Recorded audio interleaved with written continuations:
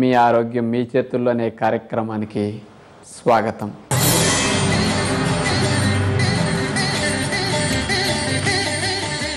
ఈరోజు మనం తెలుసుకోబోయే 33వ సందేహం, ప్రకృతి వైద్యం చేసేవారి ముఖం పీక్కుపోతుందా అనేది.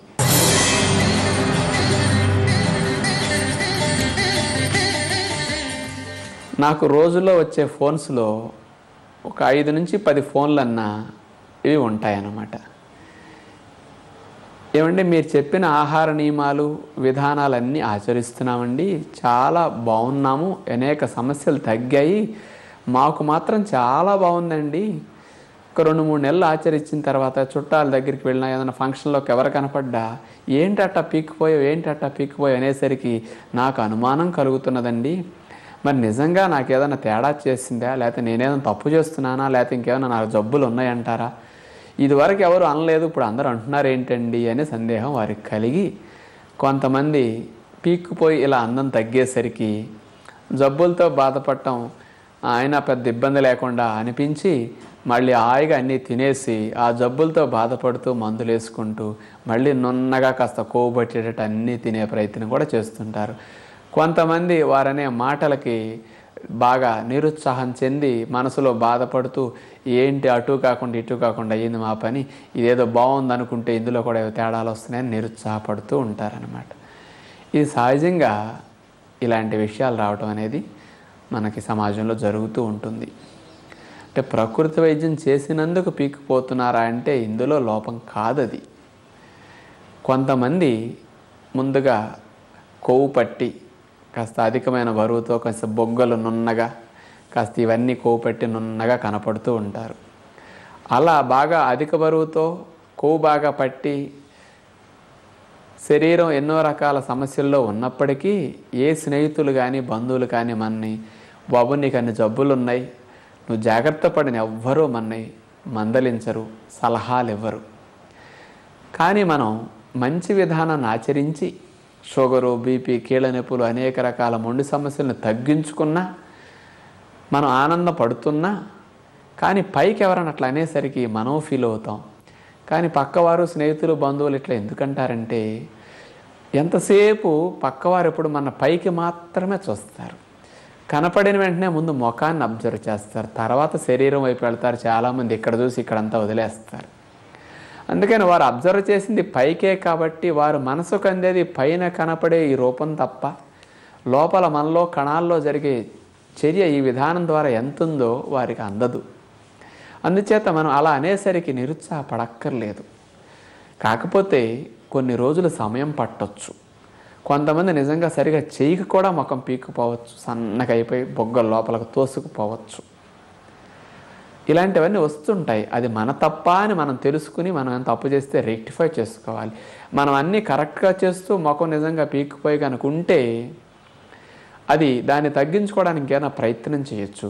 కానీ అన్నీ బాగా ఆచరిస్తూ మనకేం ఇబ్బంది లేదు, నా ముఖం బాగా ఉందో మీకు అనిపిస్తే పక్క వాళ్ళ మాటలు పట్టించుకోవక్కర్లేదు.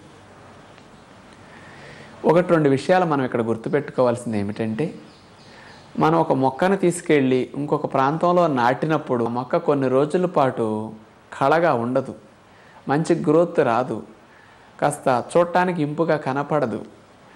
మరి అది ఆ టైం అనేది ఆ ట్రాన్సిషన్ పీరియడ్ అంటారు కదా. అట్లాగే మనం ఇన్నాళ్ళు అనేక రకాలైన చెత్త పదార్థాలు తిన్నాం, మల విసర్జన చేయలేదు, నీళ్లు త్రాగలేదు, పోషకాహారం తినలేదు, అనవసరమైన కొవ్వుని, ఉప్పుని, అనేక పదార్థాలను తినేసాం.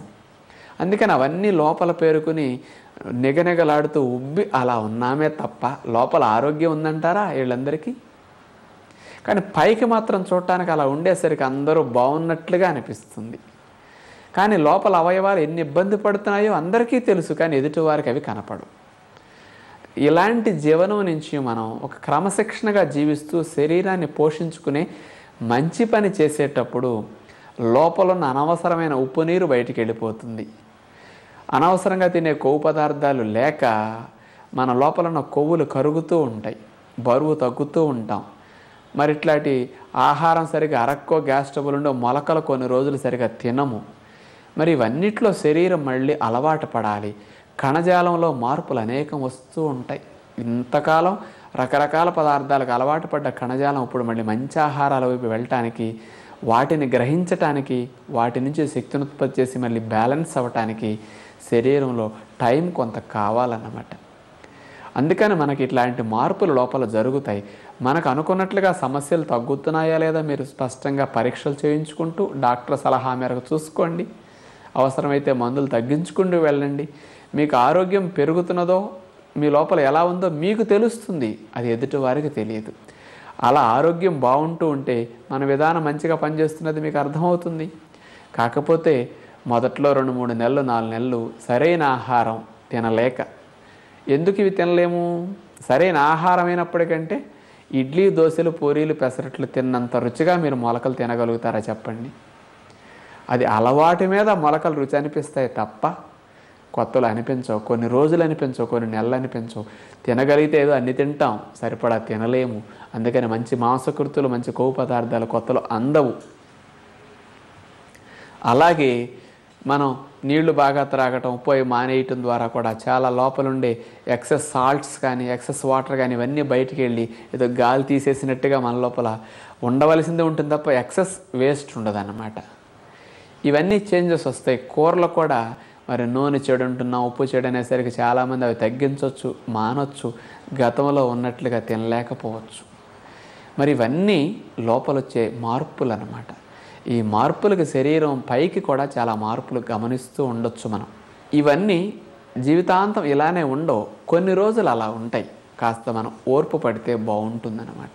అందుకని ఎదుటివారు అన్నారని నిరుత్సాహపడి ఈ విధానాన్ని వదిలేసి వెళ్ళవలసిన పని లేదు. కొంతమందిలో నిజంగా ఆహార నియమాలు మనం చెప్పినట్లు ఆచరించక ముఖం బాగా పీక్కుపోయి కళ్ళు గుంటలు పడి బాగా రోగం వచ్చిన వారిలా కనపడుతూ ఉంటారు. అలాంటి వారు సరిగా తిననందువల్ల వచ్చిన సమస్య అది.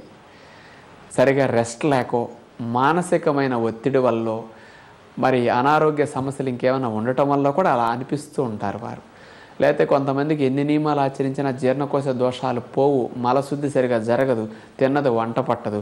అందుకని ముఖంలో అవి స్పష్టంగా కనపడుతుంటాయి ఆ లక్షణాలన్నీ.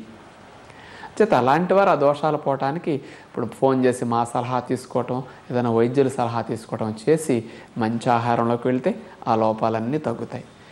మరి కొంతమందిలో ఎవరినన్నా ముఖం బాగా పీకిపోయి ఈ బొగ్గలవి లోపలకు పోయి కొంచెం కొవ్వు పడితే బాగుండు, కొంచెం చూడటానికి అందంగా తయారైతే బాగుండు అని అనిపిస్తే, మీరు ఇంతకుముందు సరిగా తిననివారైతే ఇప్పుడు ఎలాంటివి తింటే మీకు అక్కడ కొవ్వు పట్టి కొంచెం బాగుంటారో ఇప్పుడు నేను తెలియచేస్తాను.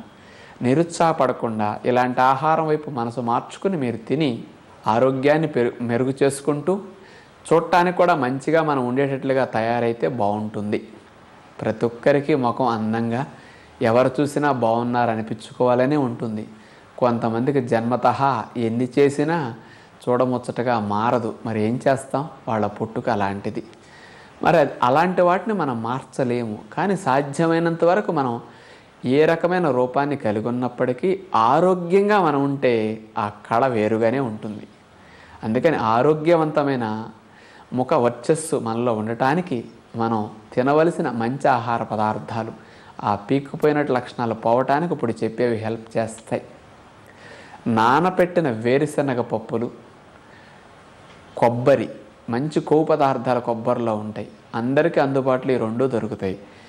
ఇవి ఎక్కువగా తీసుకోగలిగితే వారిలో కండ పడుతుంది, కాస్త కొవ్వు ఎక్కువ ఉండటం వల్ల కూడా బాగుంటుంది.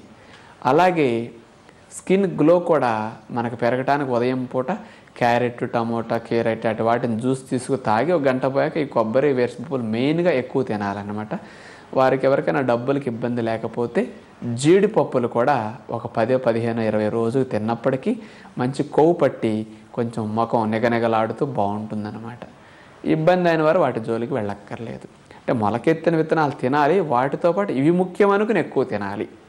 అలాంటి వారికి ఇది మంచిదన్నమాట.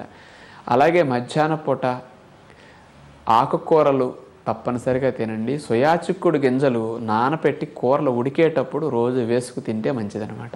ఆ కూరల్లో వేసి వండితే కొంచెం కండ పడుతుంది. అది తప్పనిసరిగా ప్రయత్నం చేయండి.